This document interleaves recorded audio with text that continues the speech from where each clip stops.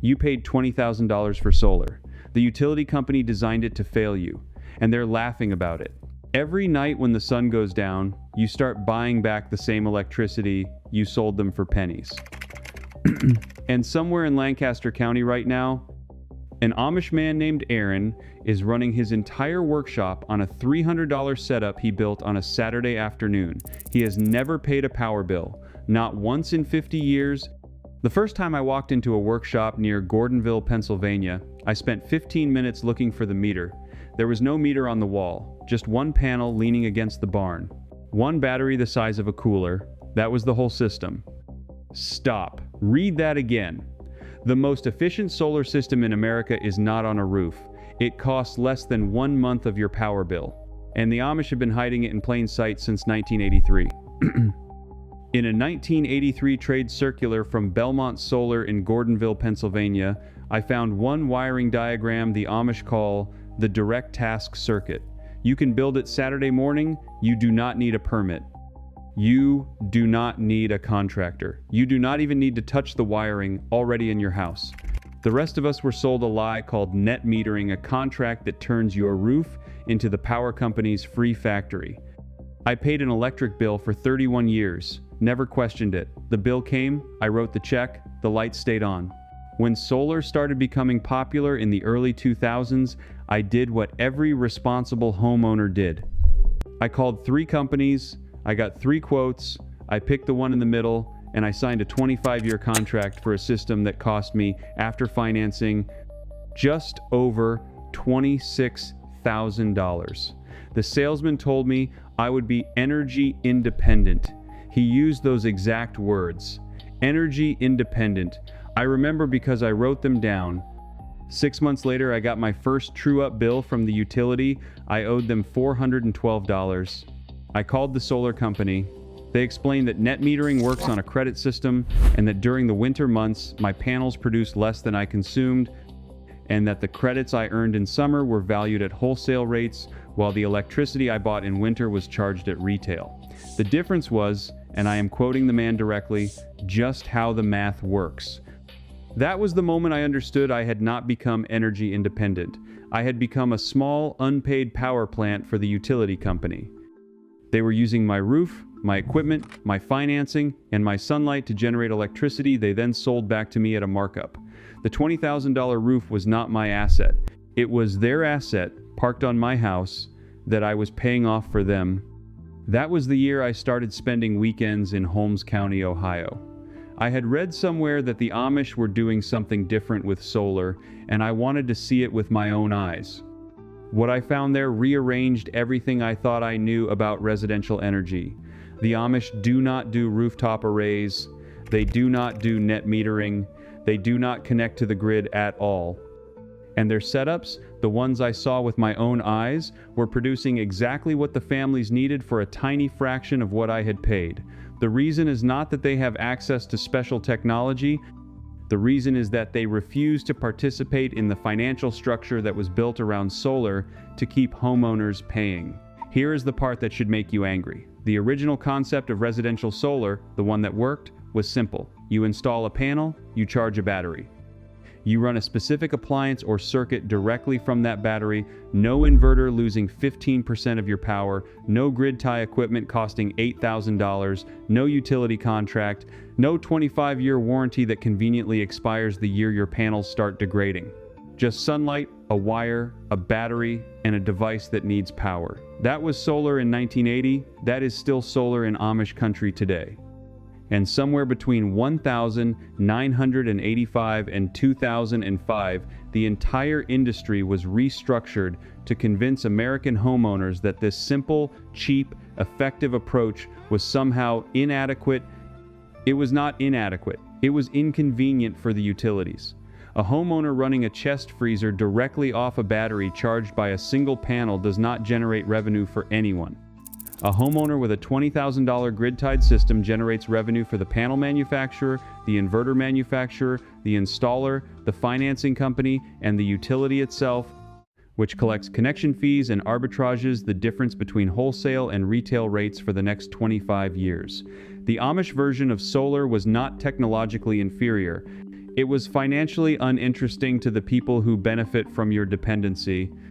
And so it was quietly buried under a marketing campaign that convinced an entire generation of homeowners that the only legitimate way to use sunlight was to first hand the sunlight over to the power company.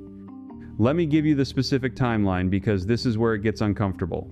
In 1980, the Amish in Lancaster County started experimenting with photovoltaic panels for lighting.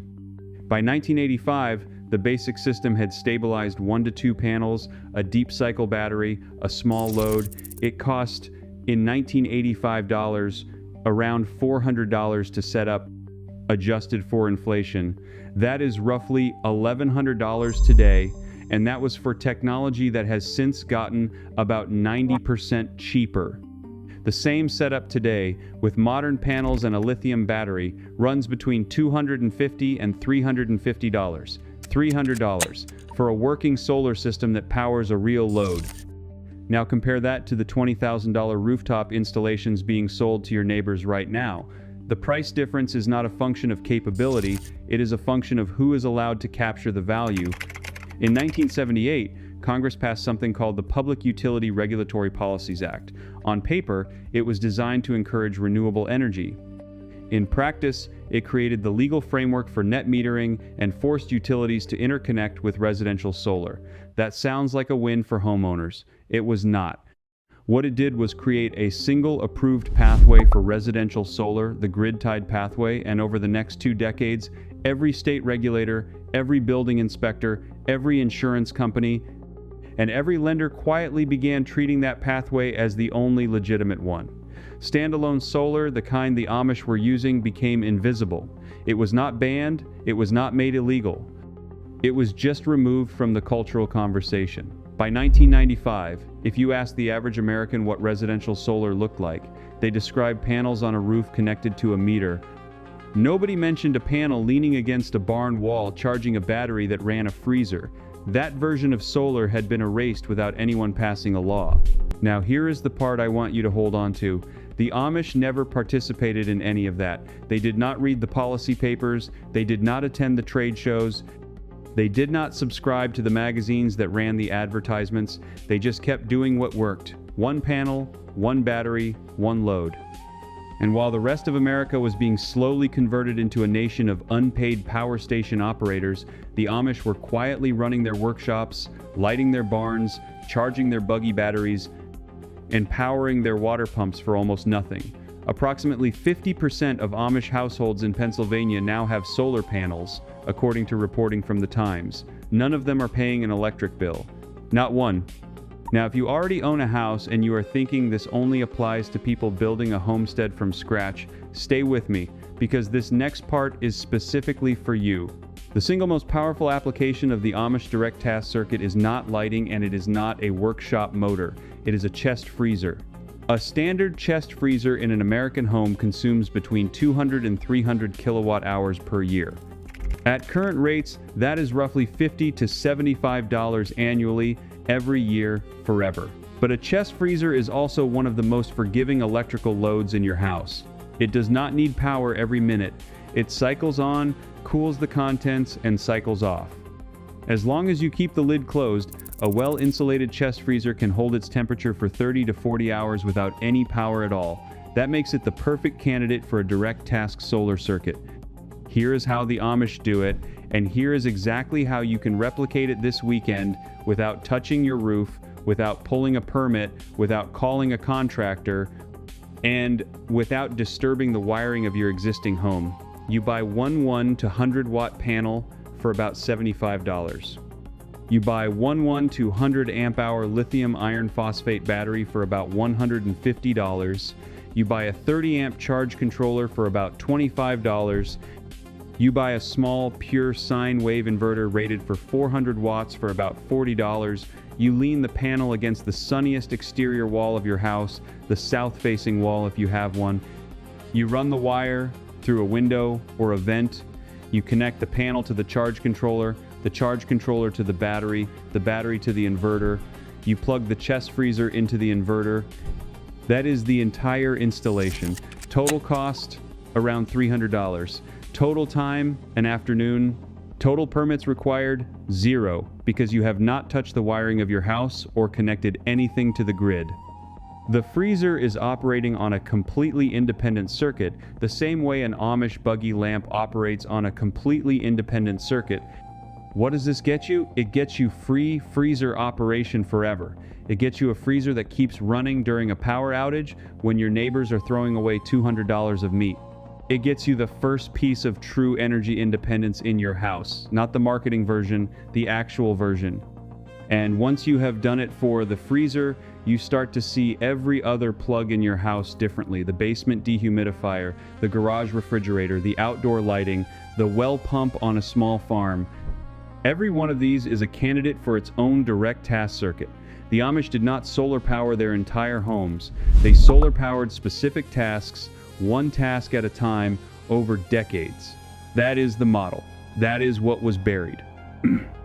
There is a man named Sam Zook who runs Belmont Solar in Gordonville, Pennsylvania. He has been quoted in the Christian Science Monitor describing exactly this approach. His words, on the record in the Christian Science Monitor, were that the Amish system is really simple, a couple of panels and a battery. That is the entire engineering specification, a couple of panels and a battery. Compare that to the 40-page proposal you got from the solar salesman who came to your door. Compare that to the financing disclosure, the interconnection agreement, the production guarantee, the inverter warranty, the monitoring app, the customer service line that never answers. The Amish skipped all of it. They kept the panel and the battery, they threw away the contract. There is a reason this approach was buried, and I want to name it specifically before we get to the finale. The companies that sell rooftop solar in America are not actually selling solar. They are selling a financial product wrapped around solar. The product is a 25-year cash flow agreement, and the panel on your roof is just the physical asset that justifies the paperwork. When you install a $300 direct task circuit, you are not buying a financial product. You are buying electricity directly, with no intermediary. There is no 25-year agreement, there is no monthly payment, there is no utility involvement, there is nothing for anyone to skim off the top. That is why you have never heard a salesman recommend this approach. That is why your state energy office does not have a brochure about it. That is why the conversation around residential solar in America never includes the words panel, battery, and load in the same sentence without also including the word grid. The grid is the toll booth. The Amish drove around it 50 years ago. Before I show you the wiring diagram from that 1983 trade circular, I want to share something an Amish man named Eli Stoltzfus told me that has stayed with me ever since. When I first drove out to Lancaster County in the spring of 2019, I went there assuming I was going to find people living in some kind of frozen pioneer museum. That is what the tourist brochures sell you. That is what the Hollywood movies have told us for 40 years. What I actually found was something completely different, and it took me about 3 days of sitting on porches and watching how things actually worked before I understood it. The Amish are not anti-technology. That phrase is one of the most misleading sentences in the English language, and almost every English writer who has ever covered these communities has gotten it wrong. The Amish are anti-dependency. Eli Stoltzfus, and I am changing his name slightly out of respect because he asked me not to use his real one, explained it to me while we were standing next to a 12-volt battery bank in his milk house. He said, and I am quoting from my notes here because I wrote it down within 10 minutes of him saying it, "We do not refuse the machine. We refuse the wire that ties us to the man who owns the machine." That sentence rearranged something in my head that has not gone back to the way it was. Think about what that actually means in practice. A diesel generator is fine because you own the generator and you can buy diesel from any of 50 suppliers within 100 miles. A solar panel charging a battery bank is fine because the sun is not owned by anyone yet. A grid-tied inverter that requires a utility connection to even turn on, that requires a permit from your county, that requires an inspection from a man who works for a company that profits when you use more electricity, that requires you to sign a net metering agreement written by lawyers in a building you have never seen. That is the wire that ties you to the man who owns the machine. And the Amish, with no MBA and no engineering degree and no consulting firm whispering in their ear, figured this out about 6 decades before the rest of us did. There is a specific number I want to give you because numbers stick in the brain better than philosophy. In 1965, the average American household had what economists call an energy dependency ratio of about 0.31. That means roughly 31% of the energy a family consumed in a year passed through a meter owned by a utility company. By 2019, that ratio had climbed to 0.94. 94%. We went in 2 generations from a country where 2/3 of household energy came from wood you cut, coal you bought by the ton from a local yard, kerosene you stored in a shed, or food you grew on your own land, to a country where almost every single watt of energy your family uses is delivered through a pipe or a wire controlled by an entity you cannot negotiate with and cannot replace. That is not progress. That is the architecture of a dependency, and once you see it, you cannot unsee it. Some of you are already thinking it, but the grid is more efficient. I've heard that one before. Let me show you what's behind that number. The moment you include the cost of the transmission lines, which the Department of Energy estimated at $642 billion of needed upgrades in their 2023 Grid Reliability Report, the moment you include the cost of the substations that fail every summer in Texas and every winter in the Northeast, the moment you include the cost of the regulatory apparatus and the lobbying budgets and the executive compensation packages at the holding companies, the efficiency argument collapses like a wet cardboard box. A 200-watt panel charging a battery that runs a freezer in your basement has an efficiency loss of maybe 15% across the whole chain. The grid, from the generating station to your wall outlet, loses between 62 and 68% of the original energy before it ever reaches you. Look it up, the number is not hidden. It is on page 4 of the Energy Information Administration's monthly review, and they have been publishing it without comment for 30 years, hoping nobody would do the arithmetic. Before I show you what the Amish refined in 1983, one quick thing. Everything I have been digging out of these Amish workshops and old trade publications, the $300 direct task circuit you can lean against your south-facing wall this Saturday afternoon, the 100-watt panel, the 100 amp hour lithium iron phosphate battery, the 30 amp charge controller, the 400 watt pure sine wave inverter, the chest freezer that runs forever on its own dedicated circuit without ever touching the wiring already in your house, the dedicated battery configuration I am about to walk you through, the cellar vent from the absorption fridge video, the $50 wall from the Trombe wall video, the Burkholder reservoir from the sand battery video, the smoke shelf from the Hans hair video, and all the other pieces I have pulled out of Lancaster County and Holmes County over the years. I have put it all in one place, room by room, season by season, in the order the families actually use it. It is called the Amish Home System. Link is in the description. But stay right here, because what I found in that 1983 trade circular is the one wiring configuration that takes a battery life from 7 years to 20. Now we come to the part I promised you at the beginning, the secret finale. The specific piece of knowledge I found buried in old trade publications and during my visits to Holmes County that I have never seen explained in any modern solar guide, any homesteading book, any YouTube video, anywhere. This is the direct task circuit configuration the Amish refined in the early 1980s, and it is the one detail that takes the basic panel battery load setup from functional to genuinely superior to anything you can buy through a contractor. Here is what it is. The Amish do not use a single battery to power multiple devices.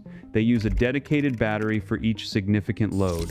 One battery for the freezer, a separate battery for the workshop motor, a separate battery for the buggy lights, a separate battery for the water pump. This sounds inefficient until you understand what it actually accomplishes. When you isolate each load on its own battery, 3 things happen that no grid-tied system can replicate. First, a single battery failure affects only one device, not your entire house. Second, each battery can be sized exactly to its load, which means you never overspend on storage capacity. Third, and this is the part that took me 2 years to fully understand, each battery operates within its optimal depth of discharge range because it is only ever serving one predictable load. The result is that Amish batteries routinely last 15 to 20 years, while grid-tied home battery systems are warranted for 10 and typically fail at 7. I found the early documentation of this approach referenced in materials from Belmont Solar and from a 1983 trade circular that was passed around Lancaster County Amish workshops. The principle was not invented by an engineer. It was developed by Amish craftsmen who needed reliable power for specific tools and who refused to accept the failure modes of centralized electrical systems. They applied to electricity the same logic they applied to everything else: distribute the function, isolate the failure, keep each component simple enough that any farmer can repair it with hand tools. That is the design philosophy that built every Amish barn for 200 years, and they simply extended it into the electrical domain when solar became affordable. Here is how you implement it. Take the $300 setup I described earlier. Now imagine you want to add a second load, say your garage refrigerator. Do not add it to the same battery. Buy a second $100 battery, dedicate it to the refrigerator, and add a second small panel if needed. You have just doubled your capacity for about $175, and you have done it in a way that makes your system more reliable, not less. Every load gets its own circuit. Every circuit gets its own battery. Every battery lives a long, gentle life, serving one predictable customer. This is what the Amish figured out in 1983 while the rest of us were being sold. The idea that a single $8,000 inverter was somehow the heart of a home energy system. The Amish do not have a heart of the system. They have organs distributed throughout the property, each one independent. When one fails, the rest keep working. That is what real resilience looks like, and you can build it in your own garage starting this weekend for less than the cost of a single grid-tied panel. There is one more detail, and it is the one that genuinely surprised me when I learned it. The Amish orient their solar panels differently than every installer in America will tell you to. The standard American advice is to mount panels at an angle equal to your latitude, facing true south, for maximum annual production. The Amish do not do that. They tilt their panels steeper, closer to 70 degrees in winter, almost vertical. The reason is that they do not care about maximum annual production. They care about winter production when sunlight is scarce and loads are highest. A nearly vertical panel collects sunlight more efficiently in December, sheds snow automatically, and slightly underperforms in summer when you have more sun than you need anyway. It is a trade-off that maximizes the worst day instead of averaging the year. No solar salesman will ever tell you to do this because it reduces the headline kilowatt-hour number they put on your proposal. But for a real off-grid life, optimizing for the worst day is the only number that matters. The Amish learned this through 50 winters of trial and error. You can apply it tomorrow. You did not pay $20,000 for solar. You paid $20,000 for a contract designed to keep you paying. The Amish never signed that contract, and now you do not have to either. Everything you need to start cutting the cord can fit in the trunk of your car and can be assembled with a screwdriver before dinner. The knowledge was never lost. It was just placed outside the spotlight, kept alive by a community that refused to give up control of its own light and heat to a stranger in an office somewhere. If you are the kind of person who believes that the simple, durable answer was probably the right one all along, and that something has gone deeply wrong when the simple answer becomes the one nobody is allowed to talk about, you already know what to do next. And before you scroll away, tell me in the comments below which appliance in your house you would put on its own direct task circuit first. The chest freezer, the well pump, the workshop, or something else I have not mentioned. Be specific. I read every comment, and I want to know what you would tackle first, because the next video I am putting together is going to walk through 3 specific direct task circuit builds, including the exact wire gauges and battery sizes for each one, and your answers are going to shape which builds I prioritize. If you subscribe to this channel, you are not supporting me. You are joining a quiet but growing group of Americans who have decided to recover the practical knowledge that was buried while we were not looking. Next week, I am releasing a video on something the Amish do with rainwater collection that violates every plumbing code written after 1975 and works better than any municipal system I have ever seen. There is a specific 1,971 document from the Pennsylvania State Grange that describes the technique in detail, and I am going to read directly from it on camera. Until then, take one wall of your house, Find the south-facing one, lean a panel against it, and start the most important project you will ever finish. The project of becoming the last generation in your family to pay someone else for the sunlight that falls on your own roof.